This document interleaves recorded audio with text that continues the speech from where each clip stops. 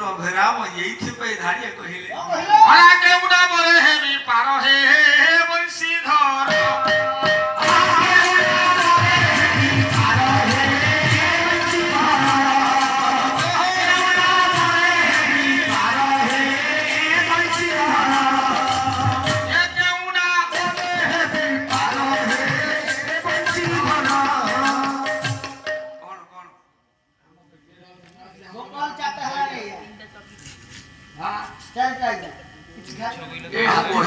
ଉତ୍ତରଟା ଦେଇକି ହରିବୋଲ ପକେଇବା ଉତ୍ତରଟା ମୀମାଂସା ଦେଇକି ହରିବୋଲ ପକେଇବା ଭୟ ହବନି ଡଙ୍ଗାରେ ପାରି ହେବା ପାଇଁ ଜଳରାଶିରୁ ପାରି ହେବା ପାଇଁ ବାପା ଦରକାର ଗୋଟେ ଡଙ୍ଗା ଡଙ୍ଗାରେ ଯଦି ଗୋଟା ଗଳିଆ ପଡେ ଡଙ୍ଗାଟା ବୁଡିଯାଏ ତାହେଲେ ସଂସାର ରୂପକ ସମୁଦ୍ର ଭିତରେ କୋଉ ଡଙ୍ଗା ଅବେରାମ କଲେ ମୋ ଶରୀର ରୂପକ ଡଙ୍ଗା ଶରୀର ରୂପକ ଡଙ୍ଗାରେ କଣ ଗଳିଆ ଗୋଟେ ମୋ ଗୁରୁ କୀର୍ତ୍ତନ ଗଣେଶ ଭାଗବତ ପ୍ରଧାନ କହିଲେ ଡାକି ଡାକି ମୁଁ ଗଲି ଥକି ହେ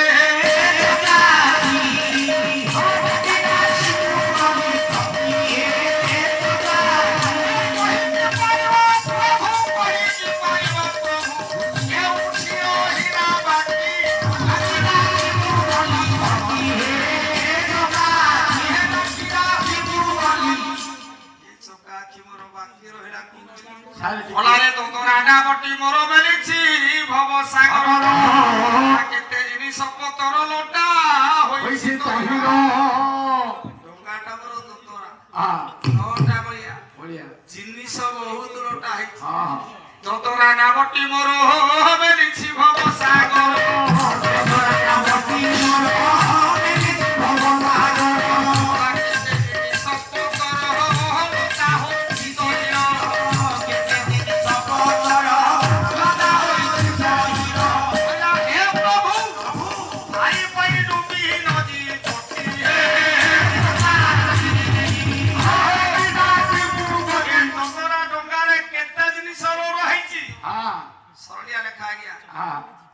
ভাগবত প্রধান আজ্ঞা কহନ୍ତି সদাবেলে কহନ୍ତି ভঞ্জ সাহিত্য গাইব লোক অর্থ বুঝি পারিবেনি ক্ষীর সাগর উত্তর আতর চিহ্নব বুদ্ধির দুটি সঙ্গ কিন্তু মো গীত সইলা বেলକୁ লোক অর্থ বুঝিতে যদি বুঝিতে কালি ধোসা গঙ্গারে লটা হইছি ওলা ঘর ঘর জঞ্জার তিনি বস্তা 5 কুইন্টাল পুଅ ঝিଅ চিন্তা ঘর ঘর জঞ্জার তিনি বস্তা কুইন্টাল পুଅ ঝিଅ চিন্তা ওলা হিংসা কাউন্টরি কথাবার্তা ये तो समस्ता हिंसा काउंटरी কথাবার্তা লটা হইছি ওলা তুমি টানুয়া ধিবর বলি তবে টানুয়া ধিবর বলি হুয়া সরা কলি জানিছি তুমি বড় টানুয়া ধিবর মতে কাঠ মারা সূত্র মতে হে পতাই দে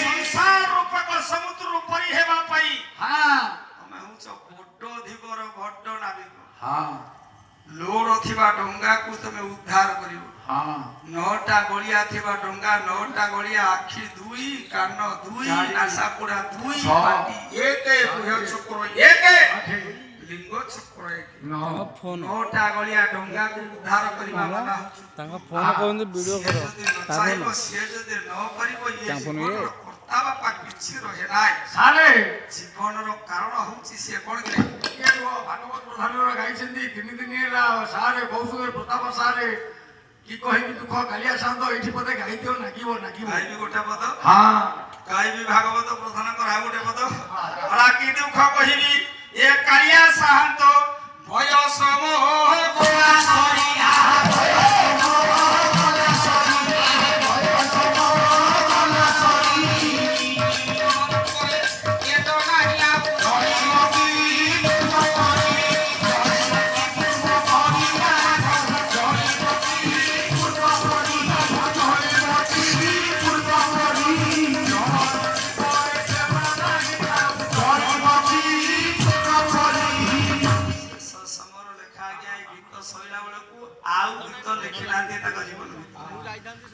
ଏବେ ଆଜ୍ଞା ବାରୁଣୀ ତୀର୍ଥ ହଉଥିଲା ଆପଣ ମାନେ ୟୁଟ୍ୟୁବ ଚ୍ୟାନେଲରେ ଆଜ୍ଞା ଦେଖିଥିବେ ଯେ ନାଥ ହବ ସିଏ ଦେଖିଥିବେ ସିଂହନାଥ ପୀଠ ଆପଣ ବଡମ୍ବା ନିକଟବର୍ତ୍ତୀ ବଦେଶ୍ୱର ପାଖରେ ସିଂହନାଥ ପୀଠରେ ଆଜ୍ଞା ସହସ୍ର ଭାଗବତ ପ୍ରଧାନ ମହୋଦୟଙ୍କର ଆମେ ପାଲାବାଲା ସିଏ ହଉଛନ୍ତି ସଂକୀର୍ତ୍ତନ ବାଲା ସିଏ ସଦାବେଳେ କହନ୍ତି ମୁଁ ହଉଛି ଖୁରାଖିଆ ସଂକୀର୍ତ୍ତନିଆ ତମେ ପାଲା ବହୁତ ପଇସା ନହେଲେ ତମେ ପାଲାକୁ ଯିବନି ନାଇଁ ଆମେ ଉଖୁଡା ମୁଁ ସେ ଉଖୁଡା ପାଇଁ ଥକିଛି ତମକୁ ଏ କୁନି ପୁଅ ଏ ପୁଅ କାହିଁକି ଏମିତି ସବଳା ହଉଛ ଧନ ବୁଢା ଅବସ୍ଥାର କଥାକୁ ପରିପ୍ରକାଶ କଲେ କଲେ କି ଦୁଃଖ କହିବି କାଳିଆ ଶାନ୍ତ ବୟସ ମୋ ଗଲା ଜୀବନ ଦୀପରେ ତେଲ ନାହିଁ ଆଉ ଚଳିବାକୁ ପୂର୍ବ କରି ମୋ ଜୀବନ ଦୀପଟା କେମିତିଆ କଳା କେଶ ଥିଲା ଧଳା କେଶ ଥିଲା କଳା ହୋଇଗଲା ଧଳା ହୋଇଲି ମୁଁ ଦର ବୁଢା ହୋଇଲି ମୁଁ ଦର ବୁଢା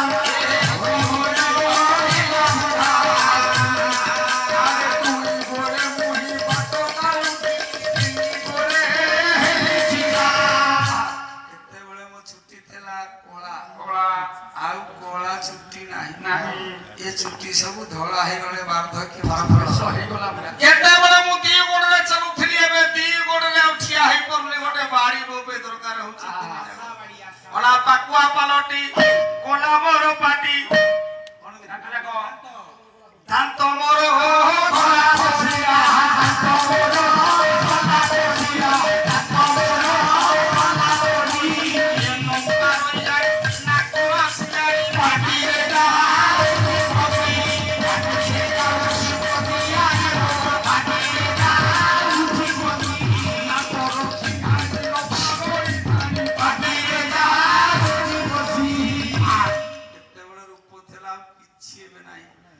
ଜାଣିପାରୁନି ନାକରୁ ସିଙ୍ଗାଳି ପାଟିରେ ପଶୁଛି ତଥାପି ଜାଣି ହଉ ଏତିକି ନୁହେଁ କଳା ପରିବାର ଲୋକ ଏ ଚିନ୍ତାରେ ବିବ୍ରତ କଳା ମରୁନି ଏ ବୁଢା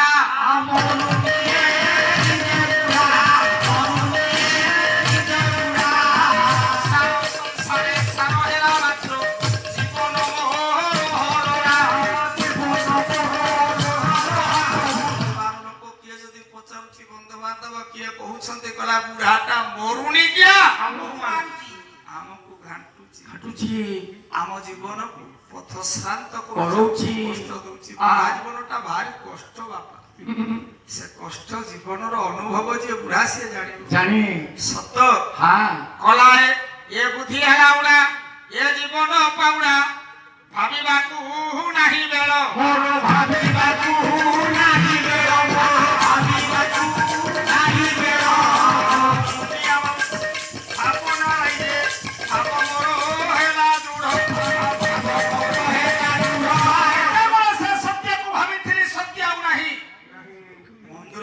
ରାମକୁ ଭାବିକେ ରାବଣକୁ ମାରୁଛି ମୁଲିଆ ଆଖିକେ ଦେଖା ଯାଉଥିଲା ଆଖିରେ ସବୁ ଦେଖୁଥିଲେ ସବୁ ଜାଣୁଥିଲେ ରାମ ବୋଲି ଯାହାକୁ ଭାବୁଥିଲି ଏ ଦୃଷ୍ଟି ଶକ୍ତି ହଳ ହେଇଗଲା ଆଖିକୁ ଦେଖା ଯାଉନି କାନକୁ ଶୁଭୁନି ପରିବାର ଲୋକ ହତାଦର କଲେ ମନ୍ଦିରକୁ ଗଲେ ନାଇଁ ନାଇଁ ସେ ପିଲା ସେମିତି ହେବେ ତାଙ୍କ ବୟସ ଆମ ବେଳେ ଆମେ କଣ ଏମିତି ହଉନଥିଲେ କେତେ ଘୋଡା ବାଡ ଭାଙ୍ଗୁଥିଲୁ ଆମ ବେଳେ ଯୁବକ ବେଳେ ଆମେ ଏମିତି ହଉଥିଲେ ଛୋଟ ପିଲା ହେବ ତମେ ସେମିତି ହେଲେ ଭଲ ନୁହଁ ପବିତ୍ର ମଞ୍ଚ ପ୍ରଭୁ ଦରବାରରେ ପ୍ରଭୁ କଥା ଦି ଧାଡି କହ ତମକୁ ପଚାରିବି ପଚାରିବି ପଚାରିବି ଯଦି ତମେ ସେମିତି ବସିବା ଆଉ ଆଗକୁ ହରଚଲ ହବନି କି ତମେ ପାଟି ତୁନ କିଛି କରିବ 4:30 ହେଲାଣି ମୁଁ ଆପଣ ମାନଙ୍କୁ ଆଉ ଆଗକୁ ନବାକୁ ଚାହେଁ ନା ଆଉ ଗୋଟେ ଫରବାସୀ ଭାଇଙ୍କର ଥିଲା ସେ ପାଲାବାଲା କୁଆଡେ ଗାଉଥିଲେ ଦି ଧାଡିରେ ପ୍ରଭାତ ସାହୁଙ୍କର ଗୀତ ସରିଗଲା ଆମ ପାଇଁ ପାଳି କିଛି କହିଲାନି ଭାଇ ବସିଛନ୍ତି କହିଲେ କହିଲେ ସାରେ ତାଙ୍କୁ ଯାହା କହିବୁ ସିଏ କଲେ ଭଣ୍ଡା ସାରେ ତମେ କିଛି କାହିଁ କଲନି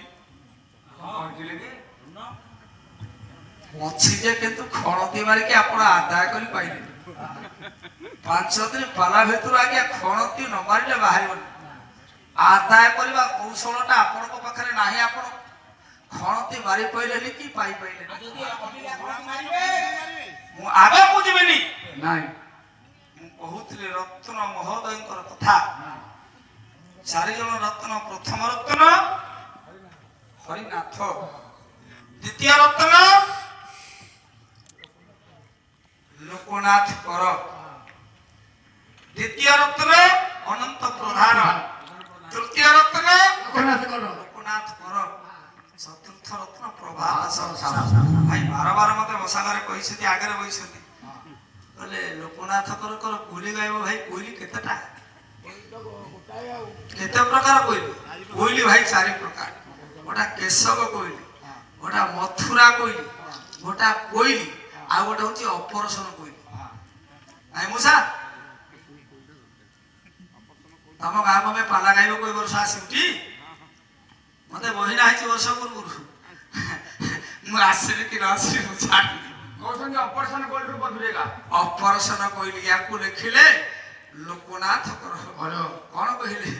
ଅରେ କୋଇଲିଲୋ କୋଇଲିଲୋ ଉଡ଼ି ଯିବୁ ଏ ହରିଷା ଦେଶ। ଆହା କୋଇଲିଲୋ ଉଡ଼ି ଯିବୁ ଓଡ଼ିଶା ଦେଶ। ଅବା କହିବୁ ମୋ ଦୁଃଖ ଯାଇ ଗୋପୀନାଥ ବାସ କୋଇଲି ଉଡ଼ି ଯିବୁ ଓଡ଼ିଶା ଦେଶ। କୋଇଲି ଉଡ଼ି ଯିବୁ ଓଡ଼ିଶା ଦେଶ। ଏ ଲୋକନାଥ କରଙ୍କର କୋଇଲି କେଶବ କୋଇଲି। କୋଇଲି ଲୋ କେଶବ ଯେ ମଥୁରାକୁ ଗଲା। କୋଇଲି କେଶବ ଯେ ମଥୁରାକୁ ଗଲା। କାହା ବୋଲି ଗୋରା ପୁତ୍ର ବାହୁଡ଼ି ରହିଲା ଏ କୋଇଲି କେଶବ ଯେ ମଥୁରାକୁ ଗଲା। ଏ କୋଇଲି କେଶବ ଯେ ମଥୁରାକୁ ଗଲା। ଏ କେଶବ କୋଇଲି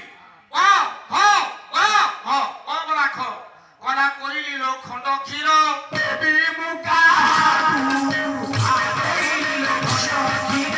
ଦେବୀ ମୁକାହାକୁ ଖାଇବାର ହୁକୁମ ମଥୁରାକୁ ଗଲୁ।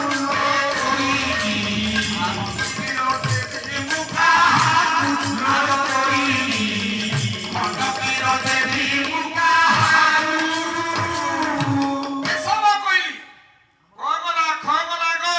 କଲା କୋଇଲି ଲୋ ପୁତ୍ର ବାହୁଡ଼ି ରହିଲା। କୋଇଲି ଗଲା ପୁତ୍ର ବାହୁଡ଼ି ରହିଲା।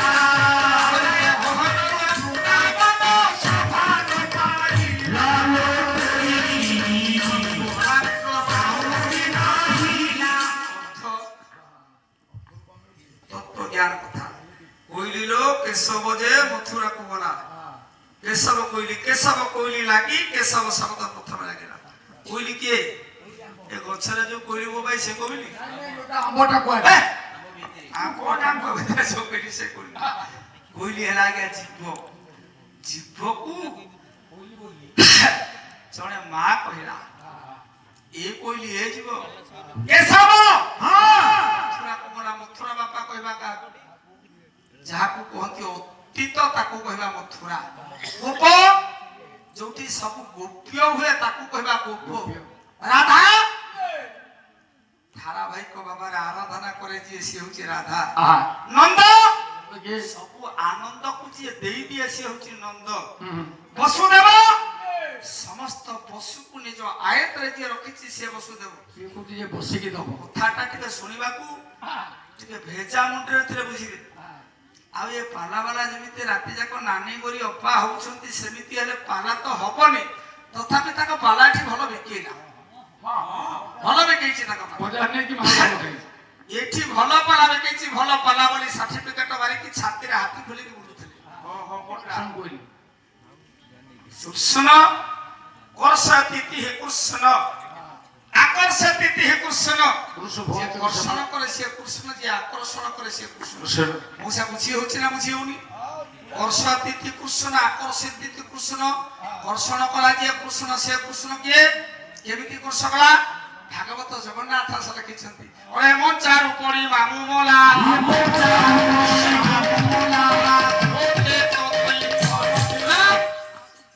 ভগবান কৃষ্ণ আজ্ঞা যাইଥିଲେ। কংস ডাকিଥିଲା। কংস ଧନୁ ଯାତ୍ରାକୁ ଡାକିଥିଲା। ଧନୁ ଯାତ୍ରାକୁ ଗଲାବେଳେ କୃଷ୍ଣ ତଳେ ଉପରେ ମଞ୍ଚାରେ କଂସ ଯୋଉ ଭଣଜା ଦିଟାକୁ ମାରିବାକୁ ଡାକିଥିଲା ମଞ୍ଚରୁ ତଳକୁ ଖସି ପଡିଲା। ଏମିତି ଆକର୍ଷଣ କଲା ମଞ୍ଚରୁ ଝଡ଼ିକି କଂସଟା ମରିଗଲା। ଆଉ ଗୋଟେ ପଦ ଛାତ ଗାଇ আকর্ষ তিথি কৃষ্ণ আকর্ষণ কলা যে সে হলা কৃষ্ণ আকর্ষ তিথি কৃষ্ণ ওটা বাবাজি কলে কা বাবাজি না হচ্ছে বাতুড়ি রাস বাতুড়ি হে বাতুড়ি রাস ওলা ভজমন কলা কোনাই ভজিলে তো দুঃখ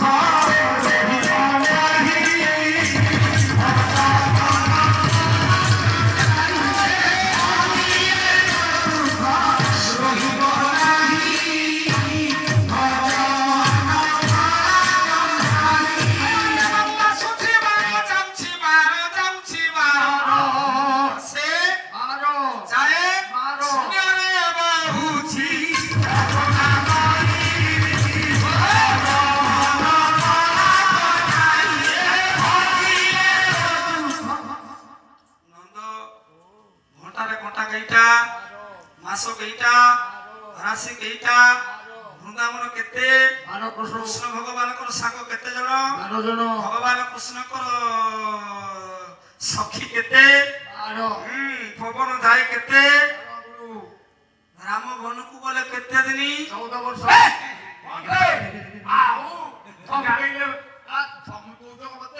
ସତ୍ୟରେ ଦ୍ୱାଦଶ ବରଷ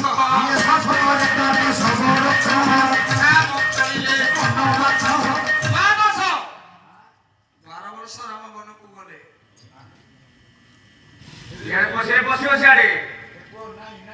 এই গোটাক কথারে গোটে রাতি পালা হব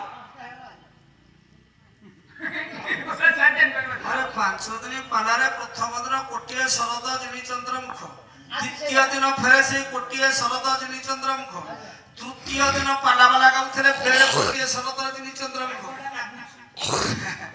আজি ফেরে গাইলে কোটিয়ে শরদ জিনিচন্দ্র মুখ তুমি যদি দোলবেদী তোমাকে ডকা হব পালা দোলবেদীরে তুমি কোন করিব কিও সে বেদিকি ଯିବେ না দোলକୁ দিবে জানি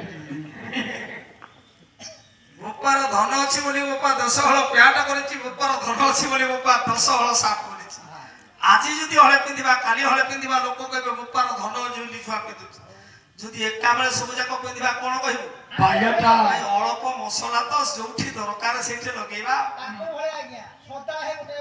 ହେ ଗାଇ ମାଣ୍ଡାରେ ମାଣ୍ଡଲା ଆକା ତାକୁ କିଛି କହନି କାହିଁକି ଆଜ୍ଞା କହିଲେ আকর্ষ তিথি কৃষ্ণ কর্ষ তিথি কৃষ্ণ এ দেহ হচ্ছে বৃন্দাবন গোপ্য যোଉଠି ସବୁ ଗୋପନ ହେଇଯାଏ ତାକୁ କହିବା ଗୋପ ଦେହ ବୃନ୍ଦାବନରେ ଯାଏ ପଡ଼ିତେ ବାର ଆସେ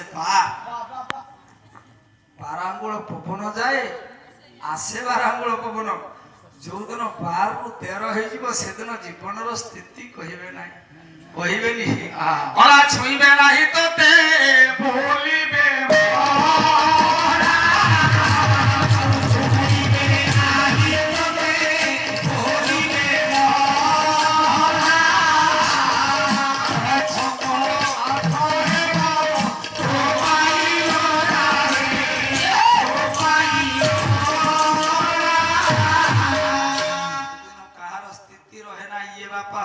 কেশব কইলি কইলি লো কেশব যে মথুরা কো অতীত কোলা জিয়ে জীব সে ফেরিবনি তিনিটা কথা মুসা গলে ফেরেনি মুখর বচন গলে ফেরিবনি সরু জীবন গলে ফেরিবনি ধনুরু সর গলে ফেরিবনি হাতরু বাটুলি গলে ফেরিবনি আইব আপন হাতরে কো গোটা টেকা ফোপাড়িব গোটা আম্ব গছর আম্ব পকেবা পাই হাতরু যে পথরটা ফোপাড়িবে সে আসিব এমিতি আসিব মুখর বচন আপন কোশাত্মক ব্যবহার কথা কই দেবি পাটরু যাহা ছাড়িবি তাহা আসিব শরীর জীবন মশা নাই প্রশ্নটা আছে উত্তর এ পর্যন্ত হইনি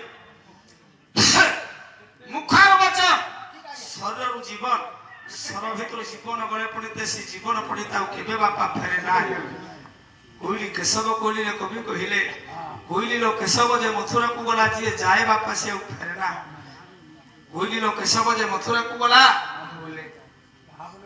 କାହା ବୋଲି ଗଲା ପୁତ୍ର ବାହୁଡ଼ି ନେଲା ଯିଏ ଗଲା ଆଉ ସେ ଫେରିଲାନି ତଳେ କହିଲେ କୋଇଲି ଲୋ ଖଣ୍ଡ କ୍ଷୀର ଦେବି ମୁଁ କାହାକୁ ଖାଉଥିଲା କିଏ ଶରୀର ନା ଜୀବନ ଜୀବନ ମଉସା ଶରୀର ଖାଉଥିଲା ନା ଜୀବନ ଖାଉଥିଲା